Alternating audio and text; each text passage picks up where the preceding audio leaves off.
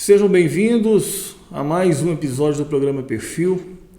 E hoje a minha convidada vai contar um pouquinho da história do que ela viveu, o momento mais difícil da vida dela. Há 2 anos e 10 meses atrás, ela perdeu uma filha em um crime de feminicídio registrado na cidade de Caratinga. E para contar um pouco sobre como era essa jovem, sobre esse crime, relatar essa experiência terrível que ela teve, hoje eu estou recebendo aqui no estúdio a Andréia Nascimento, que é mãe da jovem Carla Tamires, Andréia, que foi morta com um tiro na cabeça pelo marido dela, como eu disse, há 2 anos e 10 meses atrás. Primeiramente, eu quero te agradecer por ter vindo aqui ao estúdio, por ter cedido aí o seu tempo para contar, relembrar, reviver um pouquinho dessa história triste que você viveu há quase 3 anos atrás. Boa tarde, Elcio. Boa tarde também a quem nos está assistindo nesse momento.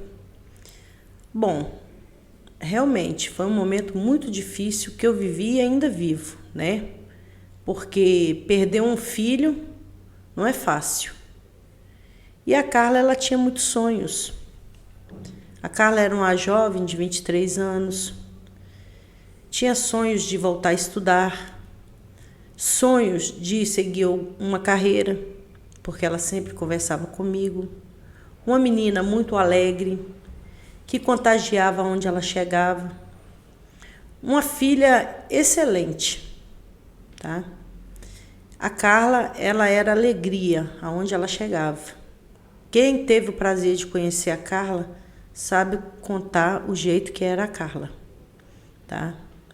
E para mim, assim, é muito difícil, sabe, Elcio? Porque foi tirado um pedaço de mim, um pedaço que nunca mais vai voltar. Hoje eu vivo de lembranças boas da minha filha, e momentos tristes também. Aquele momento de hoje não poder reunir a minha família porque falta a Carla. Esse crime, pessoal, aconteceu no dia 28 de novembro de 2020, no bairro Doutor Eduardo, aqui em Caratinga. Eu ainda vou entrar nessa parte do dia, da noite que aconteceu esse crime. Mas, André, eu quero te perguntar primeiro, fala um pouquinho de como era a Carla, o que ela fazia, o que ela gostava de fazer, como que era o dia a dia da sua filha. O dia da Carla era um dia tranquilo. Não tinha um dia sequer que ela não acordava e ligava para mim sempre às 10 horas da manhã me perguntando: "Oi, mãe, você está bem?" E era um dia de uma jovem normal, comum. Era casada, Então tinha os afazeres dela dentro da casa. A rotina dela era normal. Trabalhou comigo, inclusive, 1 semana antes na política, antes do acontecido, do fato, E era uma jovem muito alegre, feliz, uma filha boa. E a Carla era... O que eu posso dizer da Carla? A Carla era tudo para mim. Tudo. Tudo. Ela tinha algum plano em mente, algum sonho para realizar? Você sabe, assim, algo em especial que ela queria realizar? Sim. Ela sempre falava para mim que ela queria ser mãe. Ser mãe. Ela falava: "Mãe, eu quero ter um filho." Eu dava muito conselho, falava para ela terminar os estudos, E construir uma carreira para ela, porque ela ainda estava muito nova para arrumar filho e tal. Mas era aquela coisa, Não, eu quero ter um filho porque um filho vai me ajudar, eu não ficar sozinha, essas coisas assim, Era o sonho que a Carla tinha. Você tem outros filhos, Além da Carla? Sim, tenho mais 4 filhos. Mais 4? Todos Sim. Mulheres ou rapazes também? Não, tenho 2 mulheres e 2 rapazes. Então eram 3 mulheres e 2 rapazes. Sim. Com a perda da Carla, ficaram aí 2 moças e 2 rapazes. Sim. Ô, Andréia, no dia do acontecido, antes do fato, o fato aconteceu à noite, Eu me lembro bem, foi até um caso que eu também fiz a cobertura jornalística lá. Na verdade, foi o primeiro até da imprensa chegar lá no local, então assim, eu acompanhei todo o desenrolar daquele caso. Mas no dia do crime, você se lembra, você teve com ela durante o dia, ou você falou com ela durante a parte do dia antes de acontecer aquele fato? Como é que foi aquele dia ali? Sim, tive sim. Eu estive com a Carla, sim. Ela esteve lá na minha casa, conversando comigo, e ela estava muito alegre, muito feliz. E ela tinha até comentado comigo, ela falou, mãe, eu vou olhar direitinho, que eu tinha chamado ela para passar o Natal na casa de uns parentes nossos lá no Ipatinga. E eu falei com ela, Carla, vamos passar o Natal, que aí eu vou conversar com o Marcos, e depois que eu chegar, a gente vai, eu chamo seu pai e a gente senta com ele e conversa para ver o que está acontecendo, né? As atitudes que ele está tendo com você. E ela falou, não, mãe, porque eu tô até separada dele. Inclusive, ela estava separada dele naquele dia. E aí, de repente, o telefone dela chega uma mensagem. E eu do lado dela, ela falou assim, eu preciso de subir. Aí eu falei assim, você vai aonde, menina? Ela falou assim, não, eu tenho que ir lá, que o Marcos está querendo falar comigo. Aí eu virei para ela e falei assim, não vai, Carla. Não vai. Ela falou assim, não, mãe, eu vou lá que eu quero resolver essa história. E subiu, foi justamente no sábado, de manhã, na parte da manhã. E a última imagem que eu tenho dela foi ela pegando uma moto, né? Mototáxi, e me deu tchau e subiu. Isso na manhã do dia que o crime aconteceu. Na manhã do dia. Durante a tarde você voltou a falar com ela ou não teve mais contato? Não, durante a tarde eu não falei com ela porque eu perguntava para ela, e aí, como é que tá? Ela falou assim, não, tá tudo bem. Tá tudo tranquilo aqui. Entendi. Bom, anoiteceu. A gente vai falar um pouquinho ainda sobre o relacionamento deles, mas vamos continuar a linhagem aqui. Nesse dia, né? Anoiteceu, com pouco você recebe. Como que foi o momento? Como você ficou sabendo dessa notícia? E como que foi a sua reação? O que você pensou na hora? Você pensou que fosse mentira? Como é que foi o momento? Como você ficou sabendo, assim, da notícia? Quando chegou para você que a sua filha havia sido assassinada pelo marido? Olha, Elcio, isso era mais ou menos umas 10h40 da noite, né? Eu já estava dormindo. Eu e o pai dela. E um irmão meu, que estava morando comigo na casa. E o meu sobrinho que ligou para mim. E ele já ligou chorando e desesperado e falando assim, tia, sobe aqui que aconteceu um negócio. Mas ele não me falava que negócio que era. E na hora que ele falou assim, sobe aqui chorando, na hora, Elcio, coração de mãe não se engana. Eu falei assim, o Marcos matou a Carla. Na hora eu não tive outra reação. E aí já desci a escada da minha casa, chorando, e fui em direção à casa de uma vizinha que é muito amiga minha, e comecei a gritar. E aí saiu meus vizinhos para fora, perguntando o que era, e eu falava, o Marcos matou a Carla.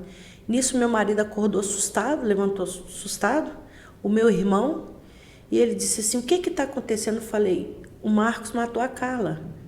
Mas o meu sobrinho não tinha falado, mas eu já senti aquilo, sabe? E aí minhas vizinhas começaram a me amparar e eu chorava todo tempo.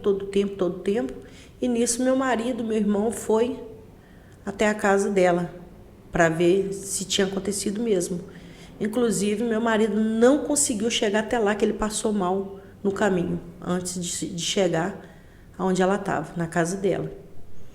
E naquele momento, para mim, assim, eu não precisava de ter outra resposta, porque eu já sentia aquilo, sabe? E aquele momento foi um momento pior da minha vida. É um momento que eu não desejo para mãe nenhum passar, para ser humano nenhum passar. Você está na parte da manhã conversando com o filho, alegre, feliz, e à noite você recebe uma notícia dessa. Então é muito difícil. É uma situação que só quem vive, né, pessoal, pode pode falar. A gente imagina, né, a gente tenta pelo menos imaginar um pouquinho de como é um momento desse, mas realmente só quem passa. E André, você chegou aí lá na casa, no dia, na noite do crime, você conseguiu ir lá na casa, enquanto a perícia realizava ali os trabalhos, com o corpo da sua filha ainda, ou você não conseguiu chegar lá? Não, eu não fui. Eu não consegui ir. Eu não tinha como ir. A minha situação que eu estava ali era de total assim. Eu estava destruída, eu não perdi a noção. Eu perdi a noção naquele momento de tudo, até da minha vida. Eu achava assim que era brincadeira, aí as pessoas vinham correndo depois para o meu lado para me abraçar. Uma amiga muito próxima minha, ela veio, me abraçou, e quando ela me deu aquele abraço, aí eu falei assim, pronto, é verdade. Ninguém me disse que a minha filha tinha morrido. Eu senti antes de alguém me falar que ela tinha morrido. E aí quando minha amiga me deu esse abraço, aí eu falei, pronto, é verdade, minha filha se foi. E eu não quis ir, eu passei mal. E meus amigos me ampararam ali, meu irmão, então não tive como nem estar indo lá. Como eu disse anteriormente, esse crime, ele foi um crime que eu acompanhei desde o início, né? Fui um dos primeiros o primeiro, na verdade, da imprensa a chegar lá, um dos primeiros a noticiar isso. E eu lembro que foi um crime que chocou a cidade, né? Pela forma que aconteceu, dentro de casa, o próprio marido, né? Que cometeu esse feminicídio. Então foi algo que realmente assim assustou, né? Os moradores do bairro Doutor Eduardo, os moradores de Caratinga e região. E ela era casada com esse homem há quanto tempo? A Carla começou a namorar com ele, ela tinha 14 anos. E quando ela completou 18 anos, ela falou para mim, mãe, eu vou morar com o Marcos. E aí ela morou com ele mais ou menos 1 ano e depois se casou. Aí ela casou mesmo e ficou mais ou menos uns 4 anos casada. E parece que eu vi em alguma outra entrevista você falou que não aprovava esse relacionamento, é isso? Não aprovava. Não aprovava porque eu já tinha conhecimento do histórico dele com outras meninas do jeito que ele era violento. Eu não aprovava mesmo, nem eu nem o pai dela. E o relacionamento deles era conturbado, André? Assim, tinha muitos problemas com frequência? Ela já havia sido agredida por ele fisicamente alguma vez ou não? Olha, Elcio, sim, ela já havia sido agredida, sim. Porque ela tinha um relacionamento comigo muito aberto. E ela me contava as coisas. E eu sempre falava com ela, dando conselho, né? Mas a Carla era apaixonada por ele. O Marcos era tudo para ela. Então, assim, eu falava, sai desse relacionamento, Carla. Você vive um relacionamento abusivo, você sabe já o histórico e tal. Ela, mãe, mas eu amo ele, eu casei com ele. Eu tenho um compromisso de viver com ele, não é assim que muitos falam que depois que a gente casa, a gente tem que viver com a pessoa. Eu falava, mas não é dessa forma, minha filha. E deu no que deu. Ela continuou vivendo isso que ela vivia, né? E eu sempre ia assim, às vezes eu ia na casa deles para saber o que estava acontecendo. Quando ela sumia da minha casa, que às vezes ela ficava mais de uma semana e meia sem ir na minha casa, e eu preocupava. Aí eu ia até a casa dela para saber o que estava acontecendo, mas ela nunca falava para mim se ela, naquele dia, ela tinha sido agredida. Ela não falava, parece que ela tinha um medo de falar, e a gente, sei lá, minha família, os irmãos, né, vinha atrás dele, falar alguma coisa, porque eu acho que todas as mulheres que vivem esse tipo de relacionamento, elas têm um medo de buscar ajuda. Tem medo de denunciar, né, de Isso. falar, né? Medo que algo possa acontecer, às vezes até com o próprio marido, né? Elas acabam aceitando certos tipos de abusos, de agressões, com medo de falar e a família, de repente, ir atrás do rapaz, fazer alguma coisa com ele, né? A Carla, ela tinha medo de acontecer alguma coisa com a minha família, com meus meninos, porque os irmãos dela frequentavam muito a casa dela. Eles gostavam de estar lá na casa dela. Então, talvez seria por isso, né, o Elcio, que ela não contava, né, essas coisas, né? Queria fazer aquele momento de família feliz, né? Queria evitar que algo pior acontecesse com a família, né? Sim, sim, e inclusive, assim, ele teve na minha casa uma semana antes do acontecido, almoçou comigo lá, foi até o Dia dos Pais também, né? Uns dias antes. Almoçou, dormiu na minha casa, meu esposo conversou com ele, ainda pediu para ele, não faça nada com a Carla. Se você não está dando certo com ela, é melhor que você se separe. Mas não faz nada com a minha filha. E ele, todo momento, falando, não, jamais eu vou fazer, eu amo muito ela. Eu amo ela demais. Nunca que eu vou fazer mal para ela. Né? Então, é uma coisa que é inexplicável isso que aconteceu. Eu tento até hoje buscar resposta e perguntar o porquê que isso aconteceu, se dizia que amavam tanto um ao outro, né? Bom, a Carla ela foi morta, como já disse no início aqui, com um tiro na cabeça, na sala da casa onde ela morava com o marido, né?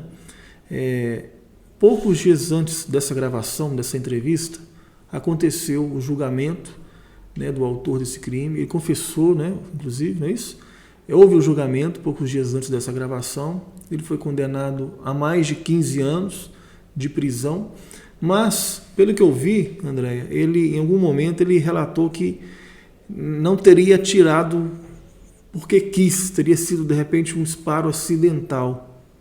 Você acredita nessa versão? Você acha que realmente possa ter acontecido ali no calor, ali uma discussão e ele, sem querer, acidentalmente, disparou essa arma? Você como mãe, você acredita nessa versão? Você acha que isso realmente pode ter acontecido? Ou foi por maldade mesmo, querer matar ela mesmo? Olha, Elcio, eu não posso afirmar para você uma coisa que eu não estava perto nem vendo. Mas pelo que foi falado no julgamento, pelo perito, pelos policiais que foram ouvidos, é muito difícil um revólver calibre 32 ele disparar sozinho. Entende? Ele simplesmente não está engatilhado e ele disparar. Para ele disparar, você tem que colocar o dedo e puxar o gatilho. Então, assim, né, toda ação tem uma reação. Eu acho que ninguém deve colocar uma arma na cabeça de uma pessoa sem conferir, nem que seja por brincadeira, né? É o que ele disse, que foi acidental, né? E o que eu vou dizer? Mas você, como mãe da Carla, o que você sente? Você sente que pode ser que tenha sido acidental, ou você sente assim, ou você tem convicção de que não foi? Assim, na sua percepção como mãe, né? Claro que a perícia é quem é encarregada disso tudo, mas assim, eu falo em sensação, em sentimento. O que você, no fundo do seu coração, o que você sente? O que você acha que pode ter sido? Elcio, essa resposta eu prefiro nem responder, porque eu não quero ser justa nem injusta. Entende? Entendi. Então, assim, essa resposta para mim é difícil, né? Eu não sei se foi acidental, se não foi. Aí vai ficar a consciência dele e Deus, né? E eu só sei que ele errou e, igual ele disse, que a arma que ele tinha tirado as balas do revólver. Se ele tirou as balas, por que ele não conferiu o tambor? Para ver se tinha restado alguma? Entende? Sim. Então, fica aí a pergunta, né? Fica essa dúvida no ar, né? Fica essa dúvida no ar. Não sei. Bom, sendo acidental ou não, o fato, né, é que a Carla foi morta. Sim. Né? O fato é que a Carla recebeu um disparo na cabeça, morreu na hora, sendo acidental ou não. Como eu disse, teve o julgamento, né, poucos dias antes dessa gravação, e ele foi condenado a mais de 15 anos de prisão. O que você achou dessa condenação, Andréia? Ele foi condenado a 15 anos e 9 meses de prisão, né?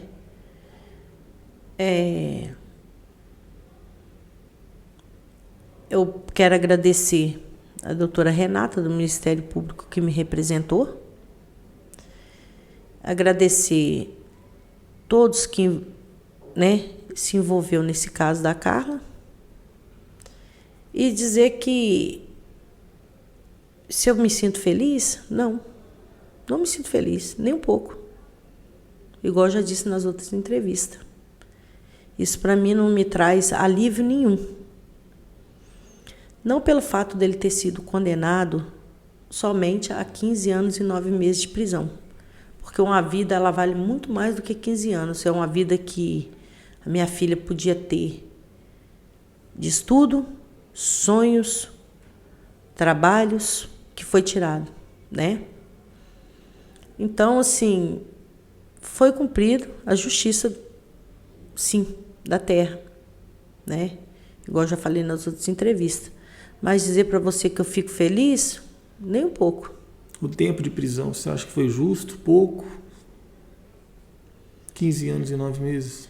15 anos e 9 meses, né? Mas aí o advogado dele vai recorrer, com uns 3 anos mais ou menos, 5, um bom comportamento, ele vai estar na rua, né? Refazendo a vida dele. E minha filha nunca mais ela vai refazer nada, que acabou. E a família é quem sofre, né? Eu é que sofro, os irmãos, as pessoas que conviveram com a Carla. E é isso que eu falo, né? Às vezes, a gente não entende nem o porquê disso tudo, né? Mas fazer o quê, né? Se foi desse jeito, que a justiça seja feita. E, Andréia, eu vou te fazer uma pergunta agora, difícil, talvez para você, mas creio que necessária. O marido da sua filha, que a assassinou, você o perdoa ou não? De coração. De coração. Perdoe ele de coração, desde o primeiro momento. Porque pensa bem, Elcio. Se eu não perdoar ele, como que eu vou ter o perdão de Deus? Porque dessa justiça aqui da terra você pode passar, mas a de Deus você não vai passar impune. Você entende? Eu sou cristã. Não só pelo fato de eu ser cristã, mas todo mundo que me conhece sabe que eu tenho um coração bom. E eu não consigo ter ódio dele. Eu acho que o amor da minha filha era tão grande por ele, que eu não consigo ter ódio por ele. Não tenho ódio. Eu oro por ele, pela vida dele, né? E ódio não sinto nenhum. E perdoei ele. E tá, por mim, ele está perdoado, tá? Ele pediu esse perdão lá também, no julgamento, para minha família. Então, assim, para todos que estão ouvindo, né? Agora, nesse momento, até mesmo para a família dele, para os irmãos que esteve lá, que eu conversei com os irmãos, né? Não tenho nada contra. Eu já falei que eu perdoei ele, perdoo sim. Em nome de Jesus eu perdoo ele. Está perdoado por mim, Elcio. Por mim, ele está perdoado. Por mim. Eu respondo por mim, não pelos outros. Sim. Tá bom? Sim. Você acha que depois desse julgamento seu coração ficou um pouco mais calmo em relação à justiça? A gente sabe que em relação à perda da sua filha isso nunca vai passar, né? Não é a ordem natural da vida um pai ou uma mãe enterrar um filho, né? A ordem natural é o inverso. São os filhos sepultarem os pais, né? Por velhice. Mas em questão de justiça, em relação à justiça, depois desse julgamento você ficou mais, você acalmou mais seu coração? Você se sentiu que você ficou mais tranquila? Sim, porque não poderia nem passar impune, né, Elcio? Não pode passar impune. Isso aí não é só a Carla que viveu isso. Há muitas outras mulheres que vivem isso todos os dias, né? Então, assim, tem que entender que tem justiça para esses casos. Lei Maria da Penha, feminicídio, abuso doméstico, né? Relacionamento abusivo. Então, que as pessoas venham ter consciência. Como a doutora Renata disse, a Carla não vai estar sozinha, e ela não está sozinha, realmente não estava sozinha, porque ela representou não só a Carla, como outras mulheres também que sofrem esse tipo. Então, isso é muito importante. E eu sou grata à justiça, claro, de ter cumprido com os deveres dela. Porque nesse tempo de 2 anos e 10 meses, eu vinha no fórum buscar informação, procurava, né, saber se o caso estava sendo em andamento, né, ajudava no que eu podia pelas informações que eu passava. E isso tudo foi muito cansativo para mim, muito difícil. E eu vi que, graças a Deus, eu tive uma resposta, né, a respeito, até onde ele veio esse julgamento, né? E que a justiça seja feita. Que a justiça seja feita, né? Igual eu disse, tudo bem, ele pegou 15 anos e 9 meses, igual muitas pessoas, Elcio. Eles não entendem, eles chegam para mim e falam, poxa, mas é tão pouco, ele tinha que ter pegado 30, 40 anos. Isso aí não sou eu que decido, né?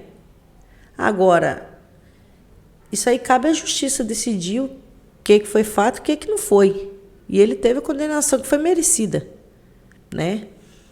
E eu fico assim também, já com a oportunidade para falar com você, em outros comentários de pessoas falando, mas uma menina tão nova, onde que a mãe e o pai estavam, que não viu que a menina se relacionava com um cara desse tipo, com um homem desse tipo. Bom, filho, você cria ele até uma certa idade, onde você tem controle sobre a vida deles. Quando chega um certo momento, você já não tem mais controle. Quando eles arrumam uma pessoa que eles acham que aquela ali é o amor da vida deles, eles querem viver aquilo ali. Eles não ouvem conselho nem de pai nem de mãe. Minha filha era uma filha boa.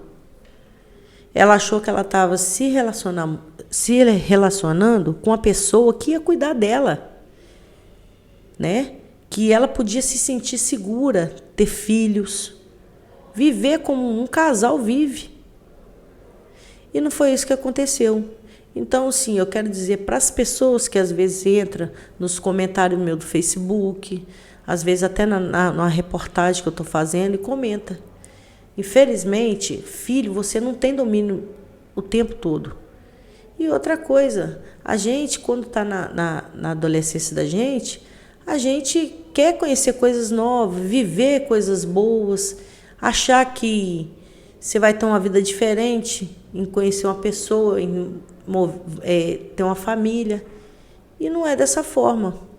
Por isso que eu deixo um conselho para as meninas, né? Olha com quem você está se relacionando, igual você participou das movimentações que teve ali no bairro Doutor Eduardo, né? Foi um dia depois do sepultamento da Carla, que a gente fez aquela movimentação contra o feminicídio, essas coisas, e eu falando, né, a respeito também que tem que denunciar mesmo, porque a Carla sofreu esses abusos, sim. Né? Ela sofreu esses abusos de apanhar, de não ir na minha casa, não contar às vezes pra gente. Eu tinha um relacionamento aberto com a minha filha, mas a mãe não é boba, a mãe sente quando o filho tá com alguma coisa assim difícil, passando por alguma coisa difícil. E eu ficava muito em cima, perguntando, mas eu posso te dizer, nem toda hora também eles brigavam, eles viviam também a vida dele do jeito que era. O amor doente que eles diziam ter um pelo outro, né? Portanto, no dia do acontecido, eles estiveram num bar e não tiveram nenhuma discussão, nenhuma briga. Nada. Nenhuma briga. Naquela noite do crime. Então é complicado. Só os dois, né, que sabem o que aconteceu. A Carla, infelizmente, não está aqui mais. Só resta a consciência dele, né, para saber o que de fato aconteceu dentro daquela casa, naquela sala, né? E isso aí é uma coisa que a gente sabe que ele vai conviver o resto da vida dele com esse fato ali, ó, o que de fato aconteceu, né? Pois é, né, Elcio?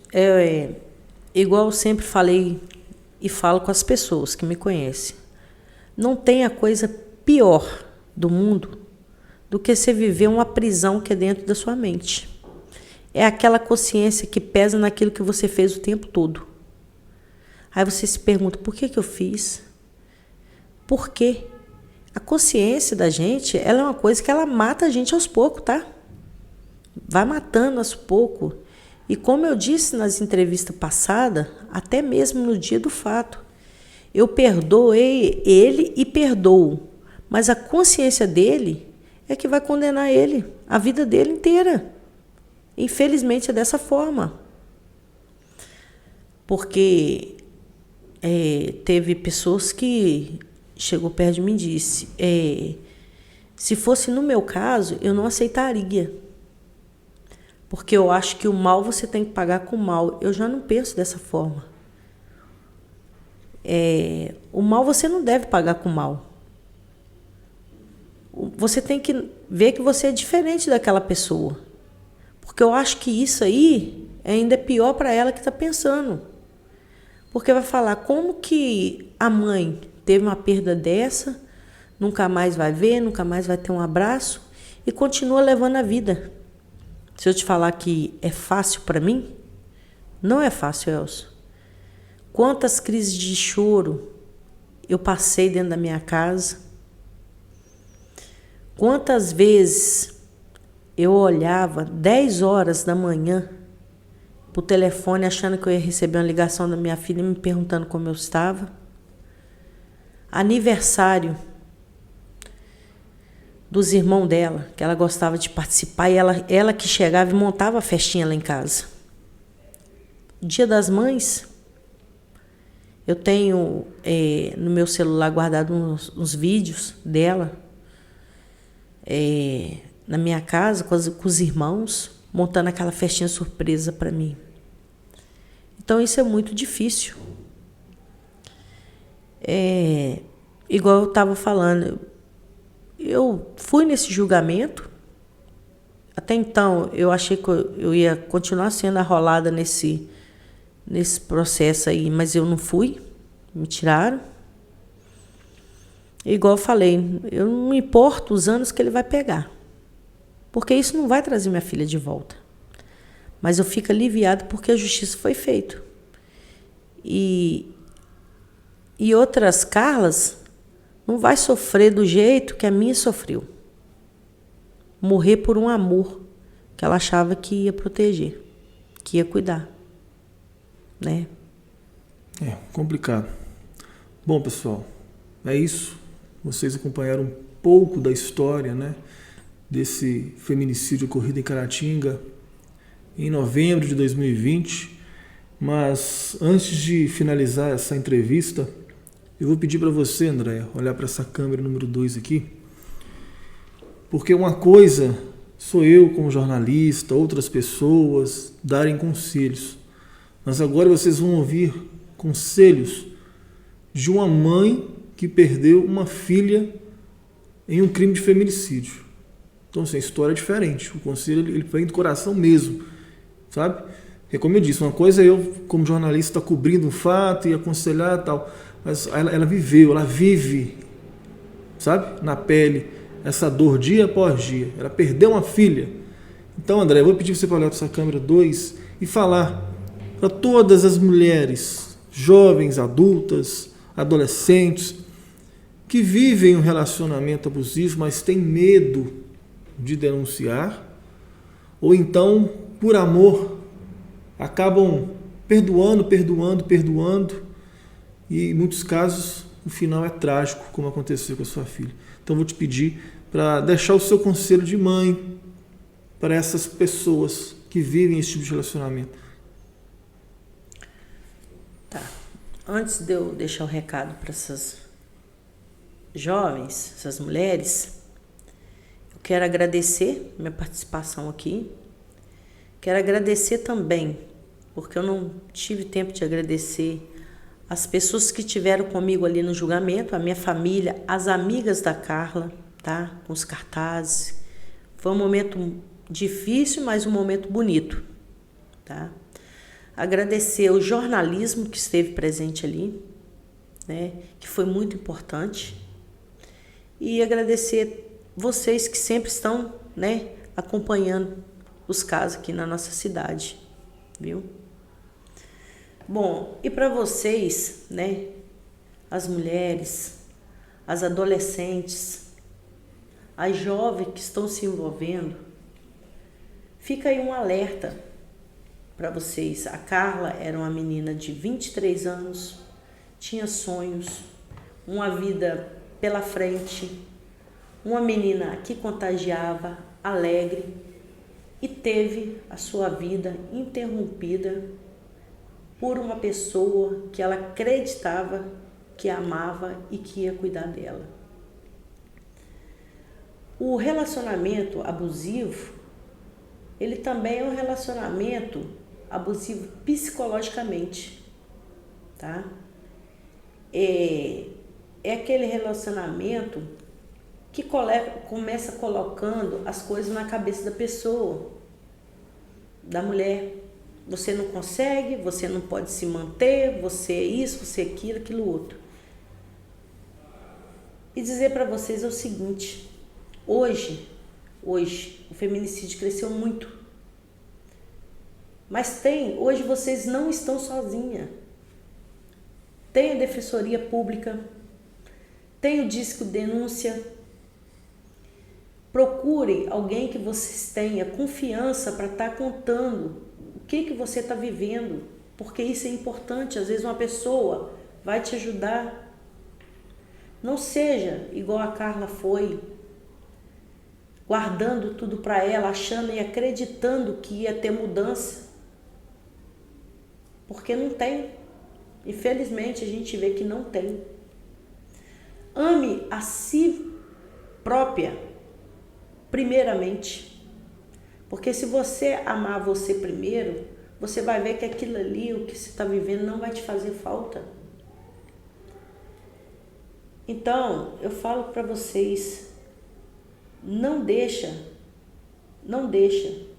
seu companheiro te torturar dessa forma, com esses abusos, porque tem lei. Como disse a doutora Renata, que me representou no Ministério Público, nós não estamos sozinhos, mas depende de nós, cabe a nós nos se defender desses maus tratos. As adolescentes aí, né, as amigas da Carla também, que conheceu, que às vezes pode estar vivendo esse relacionamento, por favor, pelo amor de Deus, tenha consciência que o que aconteceu com a Carla pode ser diferente com vocês que estão vivendo isso hoje. Tenha coragem. Eu vi num comentário uma moça falando para mim que depois que viu minha entrevista falando a respeito desse relacionamento que a minha filha vivia, abusivo, ela disse que se libertou, saiu. E eu fiquei muito emocionada. Depois eu falei que vou chamar ela no privado para me conversar com ela a respeito, para que outras Carlas não venham perder as suas vidas na mão dos homens que elas acham que é o que vai cuidar, é o que vai amar, é o que vai proteger, é o que vai construir uma família. Então tá aí o meu recado para todas as mulheres. Vocês não estão sozinhas, tá? Bom, então é isso. Espero que essa entrevista sirva de alerta, né? Principalmente para mulheres, como eu disse, adolescentes, jovens, mulheres adultas. Espero que sirva, né, de alerta. Vocês ouviram aí um relato emocionante da Andréia, que é mãe, né, de 4 filhos, tinha a Carla, que aconteceu esse fato triste. Andréia, mais uma vez, te agradeço, tá, por ter vindo até aqui, por ter disponibilizado o seu tempo para compartilhar com a gente um pouquinho desse momento terrível na sua vida que você viveu, né? Relatar um pouquinho para a gente como é que foi isso. Tenho certeza que essa entrevista ela vai alcançar mulheres que passam, né, pelo que a sua filha passou, e tenho certeza que vai agregar isso que aconteceu, isso que você falou, esses relatos seus e esse conselho, tenho certeza que vai agregar na vida de pessoas que estejam passando por isso. Elas vão despertar, peraí, Isso pode acontecer comigo também. Eu posso amanhã depois não estar aqui mais. E a minha família que vai ficar sofrendo. Então eu tenho certeza que vocês, mulheres principalmente, que estão assistindo, que vivem isso, se atentem aí. Ouçam os conselhos de uma mãe que perdeu a filha em um crime de feminicídio. Então, mais uma vez, muito obrigado, tá? Receba você o meu abraço, seus filhos também, seu marido, toda a sua família. E já falei isso com você na época do crime, volto a falar, qualquer coisa que precisar, que estiver ao meu alcance, estou à disposição. E obrigado mais uma vez mesmo por ter compartilhado um pouquinho dessa história comigo e com as pessoas que estão nos assistindo aqui. Muito obrigado você, Elcio, mais uma vez por ter me recebido aqui, e ter me dado aí esse momento para dizer para as pessoas, a respeito do que aconteceu com a Carla, e dizer que a Carla sempre será lembrada, tanto pela família como pelos amigos, e que eu sei que vai servir de exemplo para muitas mulheres, para muitos adolescentes aí, isso que eu estou vivendo, hoje. E te agradecer por tudo, tá? Você, o jornalismo profissional, do jeito que você é. Eu conheço você, conheço sua esposa. E que Deus abençoe, tá? Seu trabalho. Estamos aí junto também. Viu? Amém. Amém. A você que assistiu mais essa edição do Perfil, agradeço, recebo o meu abraço. Deixo também o meu abraço e o meu agradecimento aos patrocinadores oficiais. O programa Perfil é um oferecimento do Hotel Vindes Plaza, localizado em Caratinga e também com uma unidade em Ipatinga, e também a Transmobília, uma empresa de mudanças de Caratinga, transportando mudanças para todo o Brasil. Meu agradecimento aos patrocinadores oficiais e a vocês que nos acompanham nas redes sociais. É isso, pessoal. Um forte abraço a todos. Até a próxima entrevista e fiquem com Deus. Até mais.